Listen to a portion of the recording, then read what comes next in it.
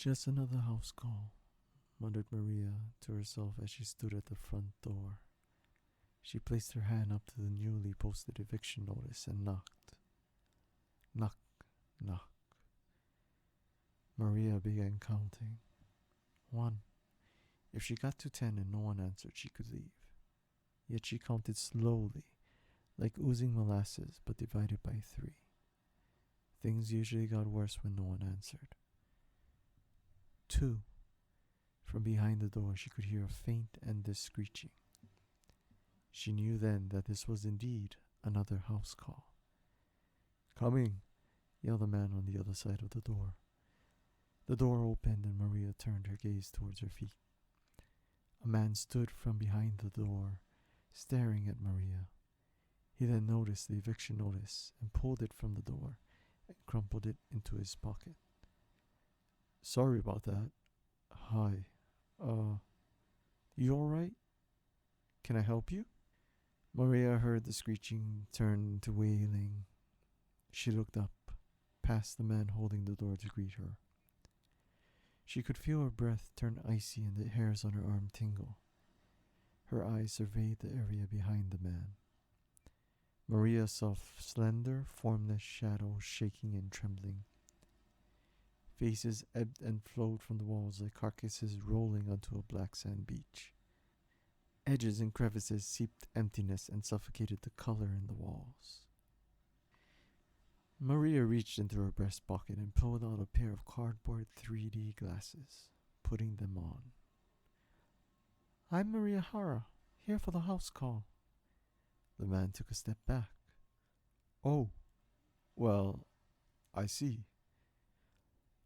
"Conrad Monroe?" asked Maria. The man paused. He questioned the authenticity of an adult doctor wearing red and blue cellophane lenses from a movie that came out a decade ago. Maria counted to 3 quickly in her head. 1, 2, 3. "May I come in for the house call, sir?" she continued. Conrad jolted and replied, Well, do you, are there papers you have that I could see?" "You are Conrad Monroe, 37, patient of Dr. Weiss, currently employed at 3 institutions. I'm here to check in on you and your home to clear you to go back to work. You can call Dr. Weiss if you like." Conrad's eyes narrowed, yet Maria was unaffected. He then took a step back and opened the door further. "Please, come in, miss." Maria placed both hands into the pockets of her jacket and took a step into the house.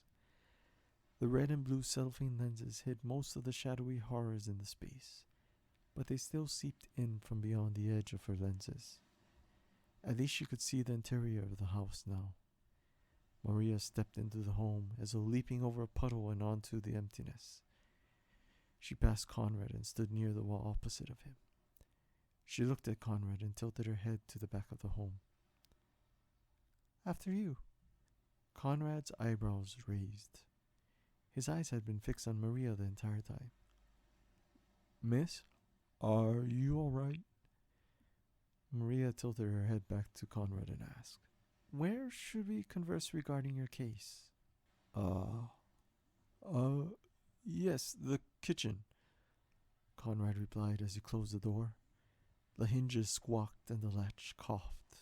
"Please, this way." They walked down the hallway and into the kitchen. Maria's eyes darted around the house. She noticed the foyer had a small dish and a 4x6 frame photo of Conrad with a child. The walls were bare and tired. Maria imagined that hanging anything from them would make them keel over. "Has Dr. Weiss filled you in on my case?" Conrad asked, as they headed into the kitchen.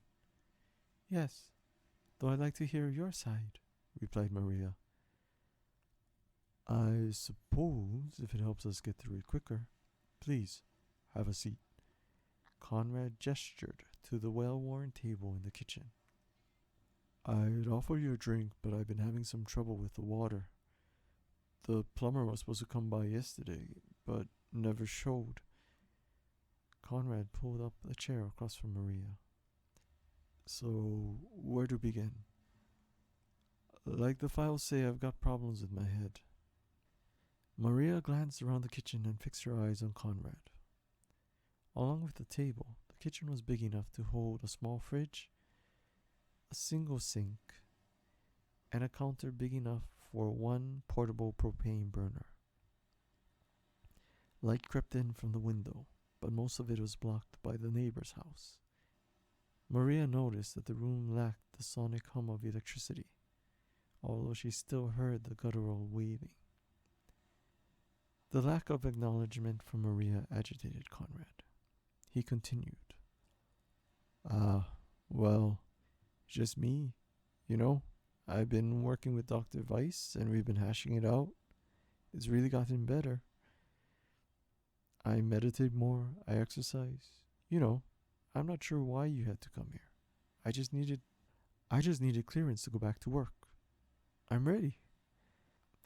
Maria reached up and removed her cardboard glasses, placing them onto the kitchen table. Her eyes glanced around the area again.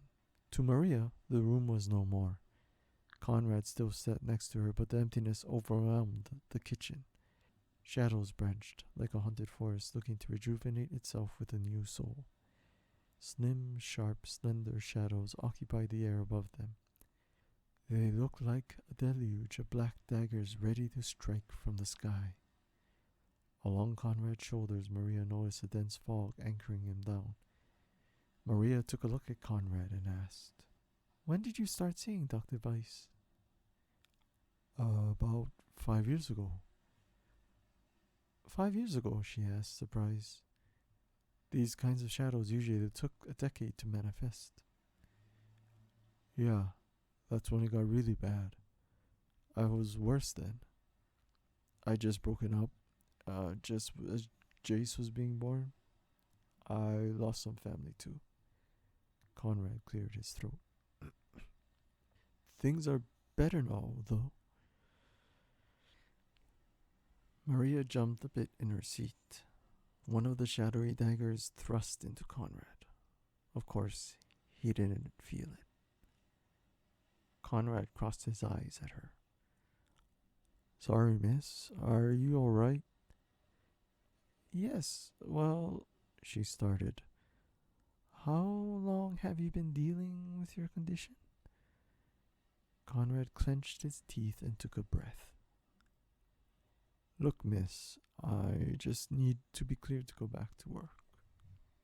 What is it you do anyway? The shadowed forest morphed into silhouettes of people. Their faces vibrated and shuffled with variations of Conrad's own face. They all leered over Conrad. Maria reached for her 3D glasses. Conrad's fist tightened. I'm sorry, miss. You've gotta leave. I don't know you.